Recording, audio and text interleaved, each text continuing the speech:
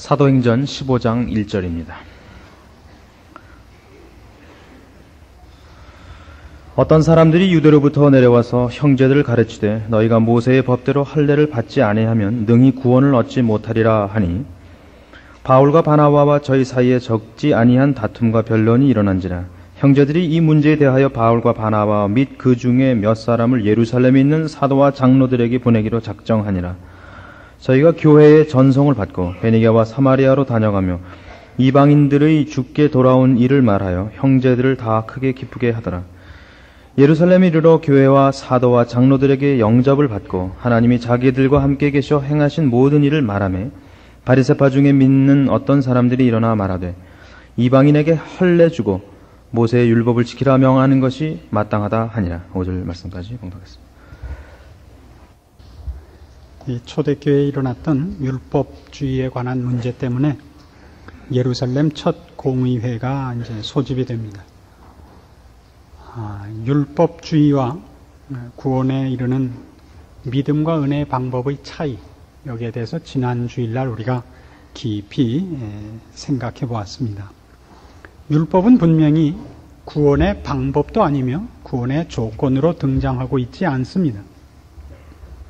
믿음으로만 구원을 얻으며 믿음이라는 것은 하나님께서 우리에게 주시는 은혜의 방법인 것을 확인했습니다. 그럼 율법은 왜 준 것이냐 하는 문제가 이제 적극적으로 검토돼야 됩니다. 율법은 어떤 의미와 내용을 가지며 그것을 우리에게 주신 하나님 아버지의 깊으신 의도는 무엇인가 하는 것을 오늘 살펴보려고 합니다. 먼저 우리가 확인해야 될 것은 율법이 구원의 조건이 아니라는 것을 성경의 여러 가지 증거를 가지고 우선 출발을 해보려고 합니다. 갈라디아서 3장에 의하면 우선 시기적으로 이것이 구원의 조건이 될 수 없다는 것을 사도 바울은 이렇게 증명하고 있습니다. 갈라디아서 3장 17절입니다.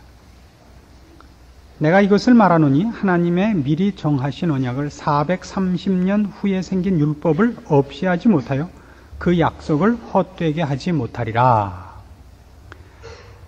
이건 저 얘기를 염두에 두고 하는 얘기입니다. 믿음의 조상이라 일컬음을 받는 아브라함이 어떻게 구원을 얻는가 하는 문제에 있어서 그의 생애 속에 하나님 앞에 의롭다함을 얻는 장면이 창세기 15장에 나옵니다. 아브라함이 하나님을 믿음에 하나님께서 이를 저의 의로 여기셨다. 여기가 바로 아브라함을 믿음의 조상, 우리 모든 구원을 얻는 이 반열에 서두에 놓게 되는 그 사건입니다. 그리고 율법은 그 사건으로부터 사도 바울의 증거를 예로 들자면 430년 후에야 율법은 주어집니다. 모세로 말미암아 주어지죠. 구원이 만일 율법의 행위를 준행하는 것이 그 조건으로 되는 것이라면 아브라함은 구원을 얻을 수 없었던 것입니다. 왜냐하면 그땐 율법이 주어지지도 않았으니까. 그래서 지금 사도 바울의 논리는 이겁니다. 구원을 얻는 것이 하나님의 은혜요, 믿음으로 되는 것이기 때문에 아브라함이 구원을 얻을 수 있었고 아브라함이 믿음의 조상이 되며 성경이 아브라함으로 말미암아 믿음의 가계를, 믿음의 가문을 시작하게 하셨다 이겁니다. 율법은 그 후에야 등장을 합니다. 그렇게 따지면 율법이 구원의 조건이 될 수 없는 것은 너무나 자명해집니다.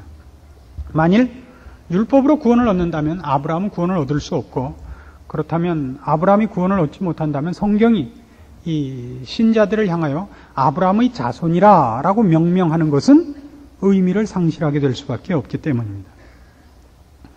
그럼 바로 이 차원에서 우리가 뭘 생각할 수 있느냐 하면, 그럼 율법이 구원의 조건이 되지 않고 방법이 되지도 않는다면, 그리고 믿음으로만 구원을 얻는 것이 분명하다면, 그럼 구태여 무엇 때문에 율법을 주시는가 하는 것입니다. 우리가 종종 이 문제에 대한 오해 때문에 많은 사람들이 이 반율법주의, 그러니까 무법주의로 가는 경향이 있습니다. 은혜 일변도로 가서 이 무법주의로 가는 경향이 있습니다. 이걸 반율법주의라고 보통 합니다만은 이 부분에 대해서 많이 오해하고 있는 파 중에 하나가 워치만립파입니다. 워치만립파에 대해서 제가 자꾸 요즘 입에 올리는 것을 여러분이 이해를 해 주시기 바랍니다. 너무 많은 성도들이 워치만립파의 모임에 미혹되고 있어서 그렇습니다. 이단은 아닙니다. 이단은 아니고 구원의 도리는 분명한데 율법 해석은 전혀 잘 못하고 있는 동네입니다. 워치만리와 위트니스 리, 그 다음에 우리나라에 왕중생이라는 분이 이 일에 많이 처음에 활동을 하셨는데 지금도 그러고 있는지는 모르겠습니다. 교회라고 안 그러고 집회소 그래가지고 만나곤 하는데 건강하지 않습니다. 그리고 성경의 전체를 이렇게 밸런스가 무너져 있습니다. 그 부분에 대해서 여러분이 분명히 하시고 여러분 신앙에 오해가 없으시기를 바랍니다. 거기에 갔다 오신 분들이 그 동네가 훨씬 은혜롭고 분위기가 좋다 그러는데 예수 믿는 것은 분위기로 믿지 않습니다. 분위기 좋은 데 가시려면 저녁에 무슨 나이트클럽 이런 데 가시면 분위기 좋습니다. 표정 좋고 얼굴이 그럴듯한 것이 기준은 아닙니다. 저를 보면 행동한데 하나님은 외모를 취하시지 않습니다. 예수님 자신에 대한 묘사도 마른 땅에서 나온 줄기 같았다 그럽니다. 그러니까 저는 살찐 사람을 인정하지 않습니다. 성경적이지 않습니다. 하여튼 그건 좀 여담입니다. 자꾸 너무 많은 사람들이 신앙의 열심을 갖고 있기 때문에 오히려 실족하는 분들이 많아서 자꾸 이렇게 권면을 드리고, 그리고 또 하나는 신앙을 이렇게 한꺼번에 되는 것이 아닙니다. 오래 걸립니다. 오래 걸린다는 걸 늘 염두에 두어 주시기를 부탁합니다. 그래서 이제 할례를 예를 들어도 오늘 우리 사도행전 15장에 가장 중요한 문제로 율법을 대표해서 지금 할례가 등장하고 있는데, 할례는 언제 준 거냐 하면 창세기 17장에 등장을 합니다. 근데 창세기 17장에 이 할례가 왜 등장을 하게 되냐 하면 15장에서 하나님께서 아브라함에게 이제 아브라함의 몸에서부터 후손을 주겠다고 약속을 하고 아브라함을 믿음의 조상으로 약속을 하셨는데 아브라함이 그걸 못 믿습니다. 그때까지 자기 몸에서 난 자식이 없기 때문에 하갈과의 사이에서 애를 낳습니다. 그 이름이 이스마엘입니다. 오늘날 아랍의 조상입니다. 그래서 하나님이 이 문제에 대해서 노하십니다. 창세기 17장에 하나님이 아브라함을 찾아오실 때 하나님께서 나는 전능한 하나님이라 너는 내 앞에서 행하여 완전하라, 이런 말씀과 함께 나타나십니다. 아브라함이 두려워하고 떱니다. 그때 하나님이 그때까지 이름이 아브라함이 아브람이었습니다.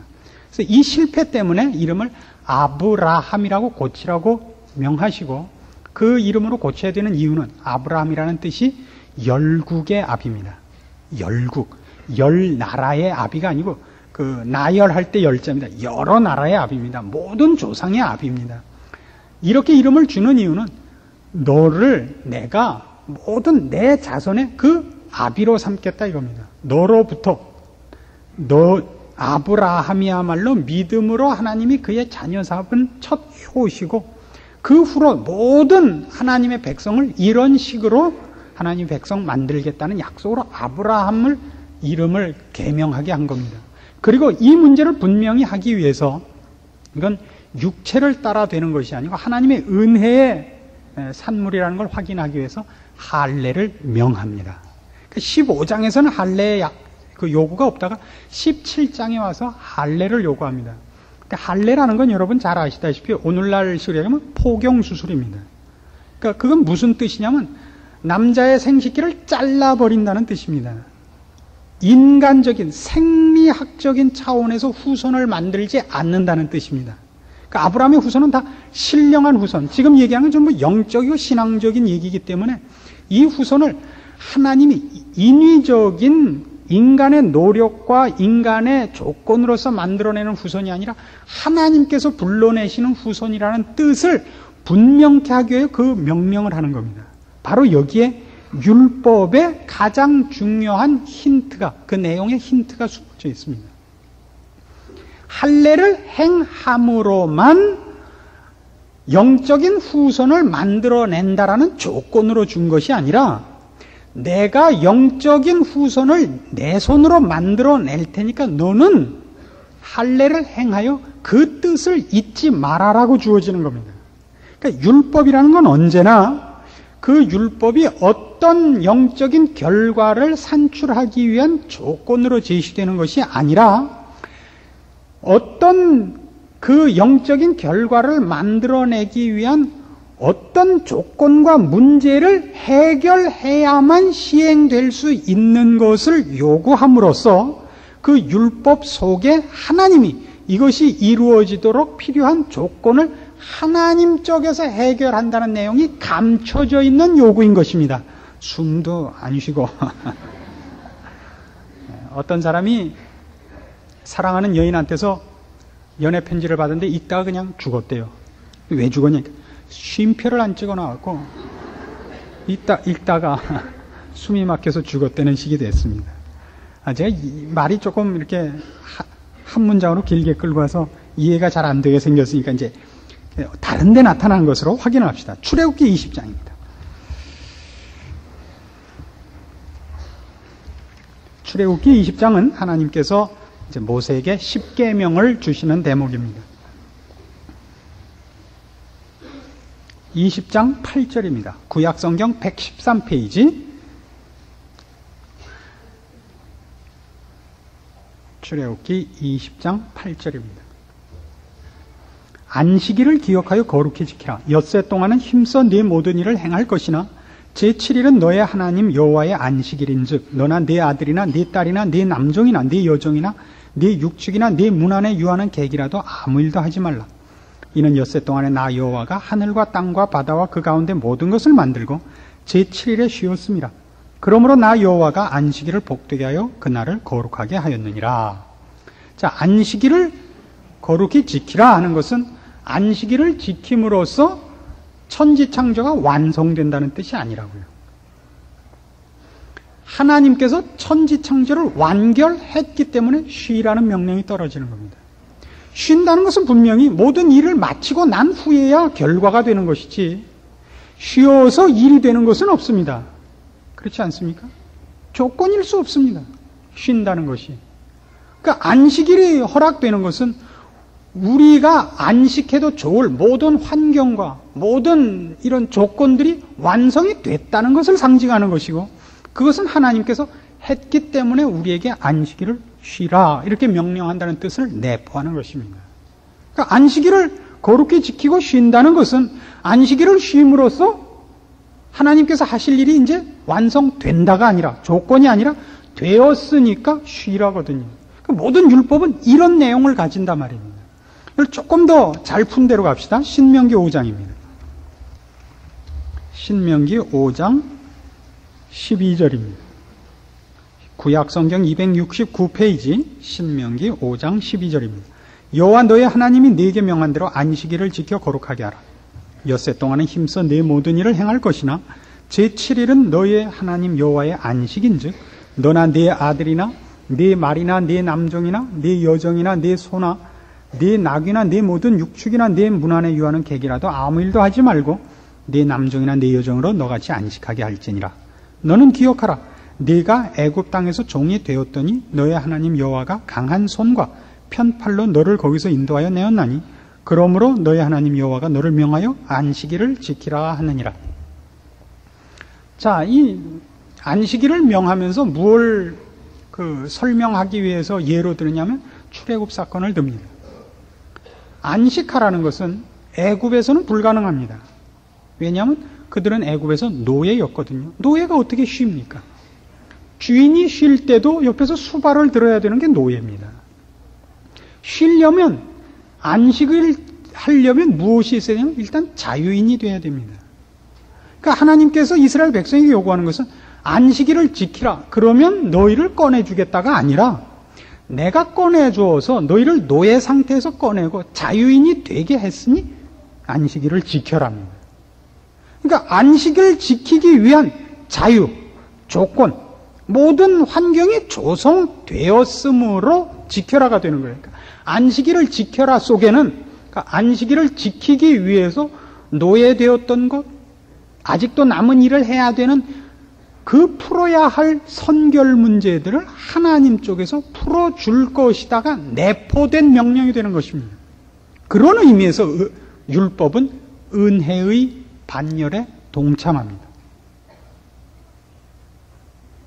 그러니까 우리가 아까 말씀드린 것 같이 아브라함이 결국 율법 받기 전에 하나님 앞에 의롭다함을 얻었다면 율법이 왜 필요하냐 할 때 율법이 필요한 가장 큰 이유 바로 이것인 겁니다.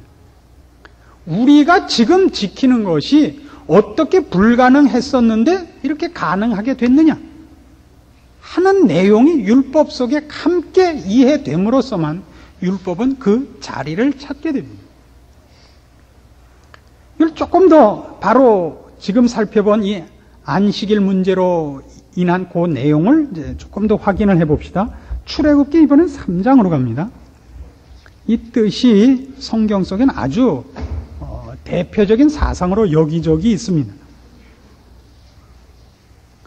출애굽기 3장 11절입니다. 때는 하나님께서 미디안 광야에 나와 있는 모세에게 나타나셔서 이스라엘 백성을 가서 구출하라고 보내는 장면입니다. 모세가 가기를 거부하고 11절 이렇게 반문합니다.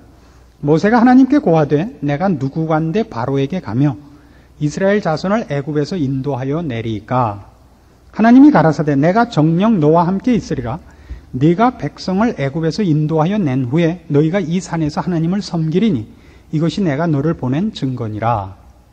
자, 이 뜻을 잘 보세요. 모세는 지금 이 문제가 확인이 안 되는 거예요.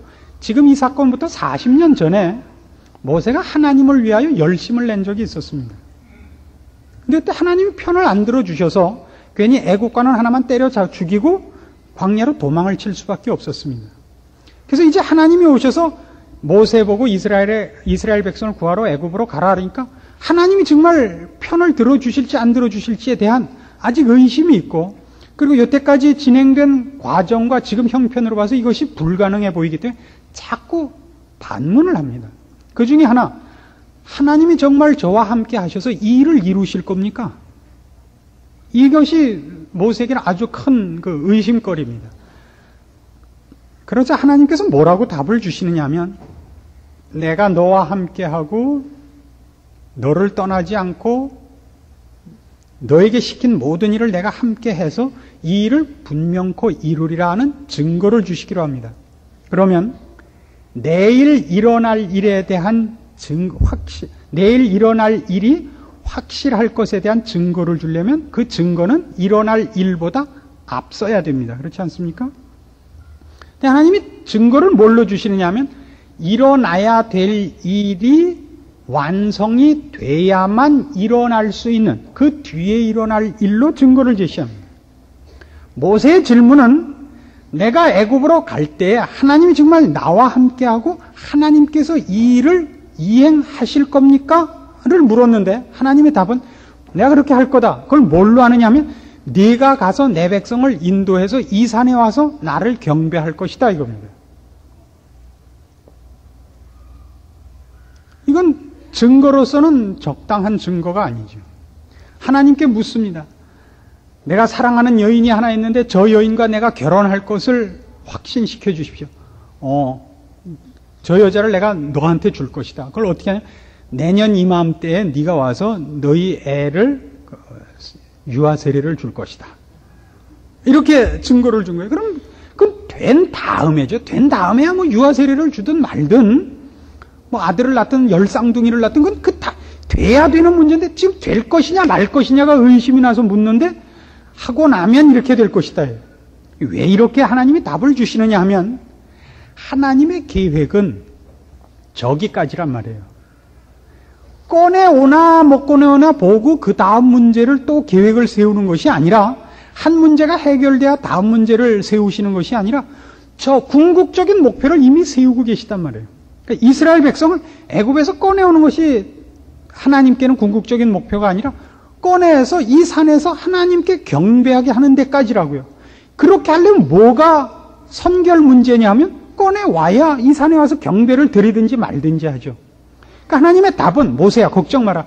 내가 내 백성을 불러내서 이 산에서 나를 경배하게 하려는 데까지 내 뜻을 갖고 있는데 야 꺼내오는 게 왜 실패하겠냐.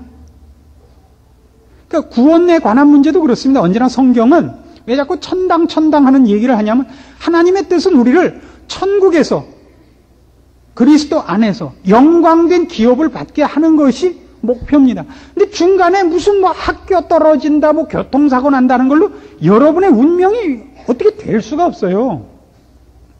이게 성경식이지 우리식으로 뭐 구원을 주시겠습니까? 이번에 학교에 붙여주시겠습니까? 이렇게 눈앞에 있는 것 하나하나를 격파해 나가는 싸움이 아닙니다. 이게 성경식의 답이라 말입니다. 그래서 하나님께서 지금 모세에게 주신 이런 약속의 방법, 이걸 우리가 염두에 두고 율법을 다시 생각한다면 안식일을 지켜라 했던 것이 안식을 지킬 수 있는 조건을 하나님께서 만들어 준다는 것이 안에 포함되어서 지켜라 하는 얘기가 되는 것이니까 율법이 은혜가 되는 것입니다. 애굽에서 꺼내줘야 안식을 지키죠. 천지창조를 완결하셔야 그 다음에 우리가 쉬지요.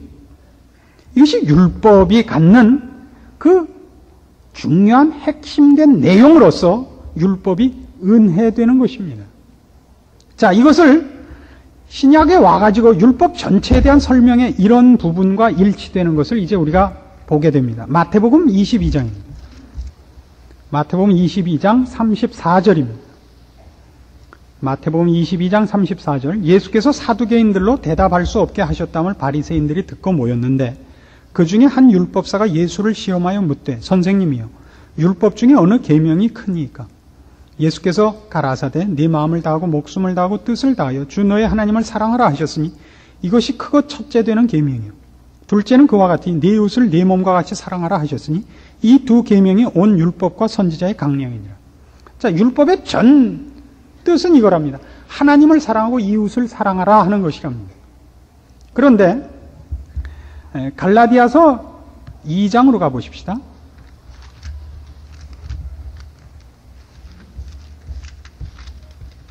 사도 바울이 율법주의적으로 어떤 의미에서 은혜를 알지 못하고 살 때와 이제 이 은혜를 깨닫고 살 때의 차이를 설명하는 부분에 가면 이 율법적 요구가 무엇인가가 분명해지는데요. 갈라디아서 2장 19절입니다. 내가 율법으로 말미암아 율법을 향하여 죽었나니 이는 하나님을 향하여 살려 함이니라. 내가 그리스도와 함께 십자가에 못 박혔나니 그런즉 이제는 내가 산 것이 아니요 오직 내 안에 그리스도께서 사신 것이라. 이제 내가 육체 가운데 사는 것은 나를 사랑하사 나를 위하여 자기 몸을 버리신 하나님의 아들을 믿는 믿음 안에서 사는 것이니라. 자, 보세요. 여기서 율법이라고 얘기하는 건 이제 율법주의를 얘기하는 겁니다. 율법 자체를 얘기하는 것이 아니고 오해된 율법관. 율법을 향하여 죽는 이유가 뭐냐 그러면 하나님을 향하여 살려고 하는 겁니다. 그 이제는 어떻게 살려고 하느냐 하면 나를 위하여 살지 않고 그리스도를 위하여 살려고 합니다. 이게 이제 율법이 요구한 정당한 요구로 이제 일치하고 있는 것입니다. 무엇으로부터요? 옛날에는 율법을 위하여 살았습니다. 율법에 대해서 죽지 않고, 즉 자랑하는 자로 살았던 겁니다. 율법주의, 행위라고 보통 우리가 얘기하는 율법주의가 갖는 가장 큰 그 특징이 뭐냐 그럴 때 자기를 증명하는 거죠. 난 거짓말 안 했다, 넌 했다. 난 간음 안 했다, 넌 했다. 난 살인하지 않았다, 넌 했다. 이거예요. 율법주의는. 근데 율법의 원래 요구는 뭐냐면 하나님을 사랑하고 이웃을 사랑하려는 겁니다. 이걸 율법주의로, 행위주의로 끌고 가면 하나님을 사랑할 수 없고 이웃을 사랑할 수 없습니다. 근데 율법은 우리에게 자기만을 사랑하고 하나님을 사랑하지 않고 자기 자랑을 하며 하나님을 자랑하지 않는 우리에게 하나님을 사랑하고 이웃을 사랑하라고 요구합니다. 그래서 여태껏 말씀드린 바와 같이 그 요구 속에는 그러니까 우리로 하여금 하나님을 사랑하게 하며 이웃을 사랑하게 하는 문제를 하나님 쪽에서 선결하시겠다는 내용이 들어 있습니다. 그걸 빼놓고 율법을 보면 그것은 전부 자기를 증명하는 것이요, 남과 나를 구별하는 것이요, 남을 심판하는 것으로밖에 율법은 쓰이지 못합니다. 6장으로 가보십시다. 갈라디아서 6장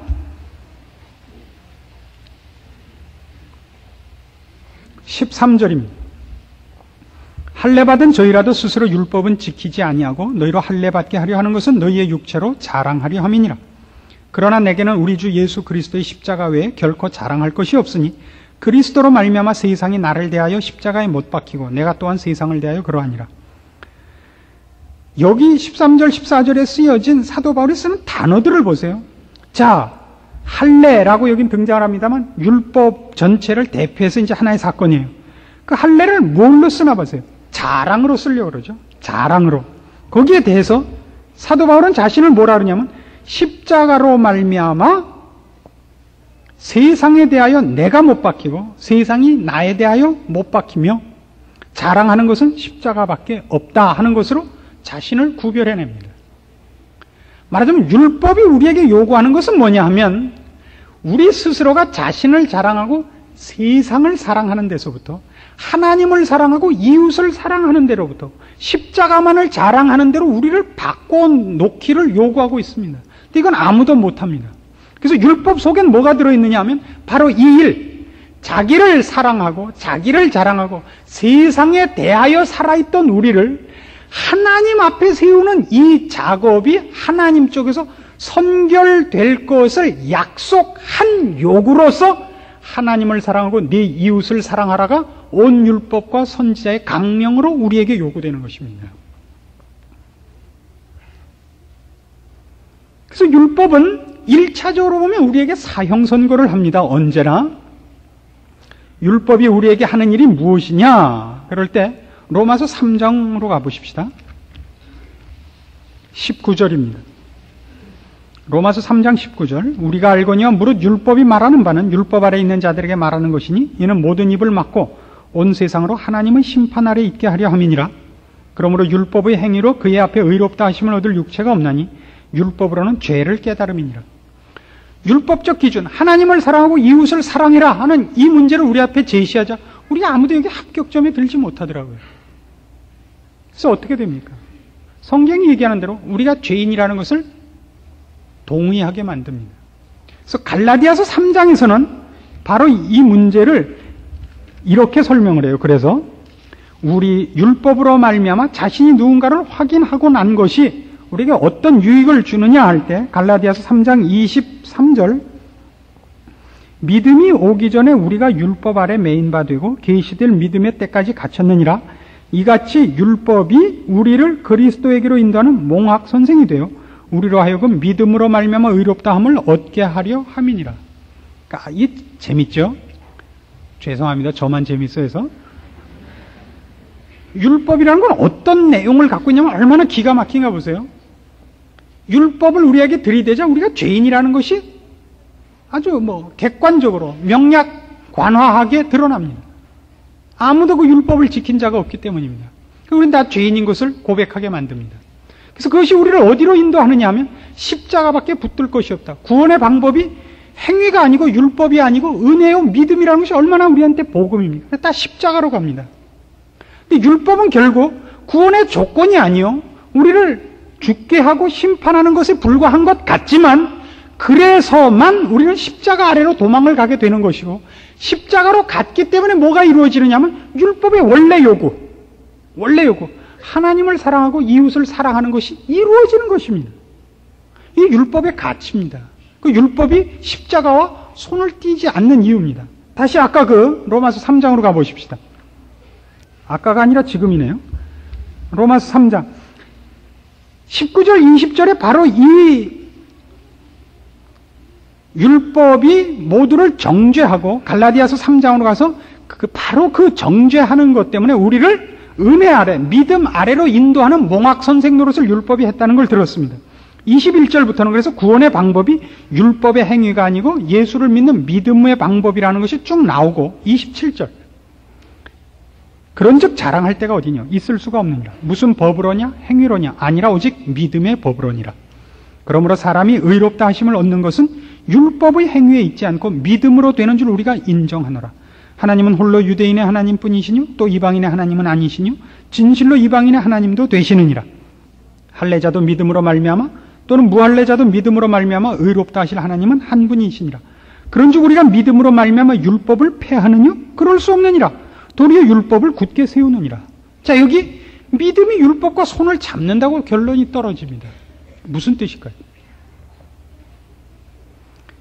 율법은 결단코 구원의 방법이 아닙니다. 구원의 방법은 은혜뿐이요, 믿음뿐이요, 십자가뿐입니다. 그러나 그리로 누가 보내느냐 하면 율법이 그리로 보냅니다. 사람들을. 모든 구원은 자신이 죄인이라는 것을 인정하지 않고는 일어나지 않습니다. 그렇죠? 회개 없는 구원은 없습니다. 회개와 절망 없이 왜 예수 그리스도를 붙잡겠습니까? 이 일을 누가 하느냐 할 때 율법이 합니다. 율법이 우리 모두를 정죄하고 심판해서 십자가로 보냅니다. 그래서 십자가가 우리를 구원해내고 하나님의 사람으로 만들므로써 자기의 죄와 자기가 주인으로서 살았던 모든 데서부터 하나님 앞에 엎드리게 하며 죄를 벗어던지고 의와 거룩으로 옷 입은 신자의 자리에 서게 함으로써 그에게 가장 소중한 것은 이제 자신의 증명이 아니요 하나님의 영광이며 자기의 자랑이 아니요 이웃과 하나님의 은혜를 베푸는 일을 인하여 십자가 앞에 엎드리는 자세로 들어가는 것이 자랑이 됩니다. 십자가만이 자랑이요? 나를 내세우기보다 이웃을 위하여 내가 죽는 자리로 우리를 몰아갑니다. 그거야말로 무엇의 요구죠? 율법의 요구입니다. 율법이 해냅니다, 결국. 왜요? 율법 안에 이 요구가 있으면서 동시에 이 요구를 이루어지게 하는 선결 문제를 하나님께서 그 안에 약속하고 있는 셈이기 때문입니다. 율법은 우리를 정죄하되 그 정죄가 우리를 사망으로 끌고 가는 것이 아니라 우리를 십자가 아래 몰고 가 우리로 하여금 거듭나게 하고 하나님의 요구를 이루는 자리에 서게 합니다. 로마서 8장으로 가보실까요?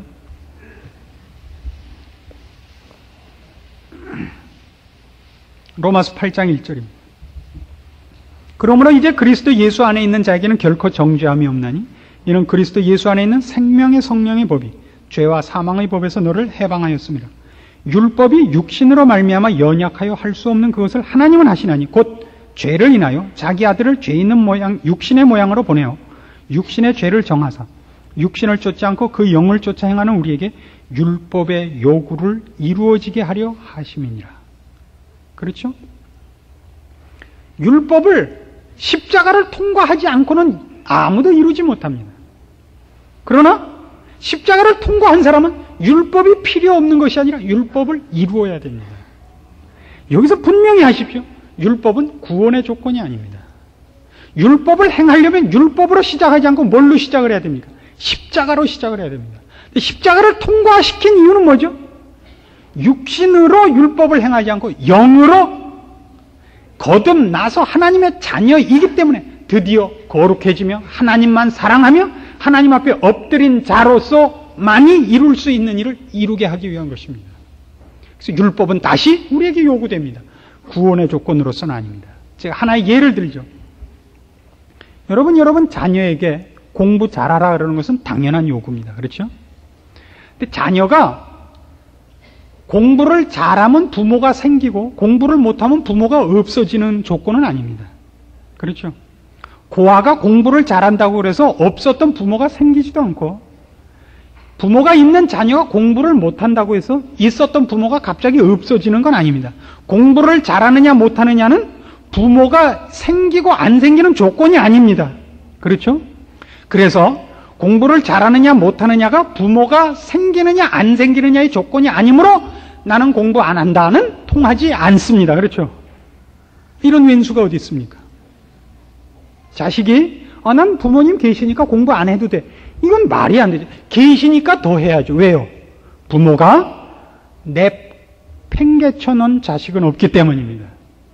부모가 없는 고아라면 스스로 분발을 해야 되겠지만 부모가 있는 자식이라면 그건 놔둘 수가 없습니다.